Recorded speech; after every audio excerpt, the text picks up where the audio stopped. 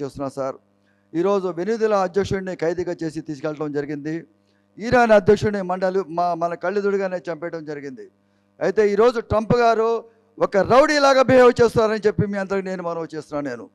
ఈ రౌడీ యొక్క ఆగడాలు మనం ఆపాల్సిందే. ఈరోజు మోడీ గారు ట్రంప్ యొక్క బానిసలాగా పనిచేస్తున్నాడు. మన భారతదేశ సార్వభౌమాధికారాన్ని ట్రంప్ కాళ్ళ కింద పెట్టాడని చెప్పడానికి నేను వేడికాడటం లేదని చెప్పి ఈ సందర్భంగా తెలియజేస్తున్నాను. ఎంతమందిలో పోరాటేదులు పాడి మనకి స్వాతంత్రం తీసుకొస్తే ఈరోజు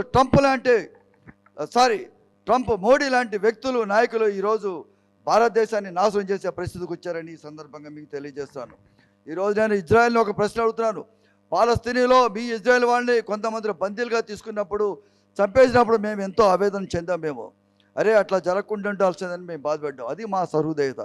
అట్లాగే ట్రంప్ గారు మీరు ఎలక్షన్లో ఉన్నప్పుడు మీ మీద ఫైరింగ్ జరిగింది. వెంట్రుక వాసులో మీరు తప్పించుకున్నారు. మీరు ఆ రోజు కూడా మేము బాధపడ్డాం. మేము అయ్యో పాపం ఆయన మీద జరిగిందని చెప్పి. అంటే మేము ఎప్పుడు కూడా శాంతినే మేము కోరుకుంటాం ఇండియన్స్ అందరం కూడా.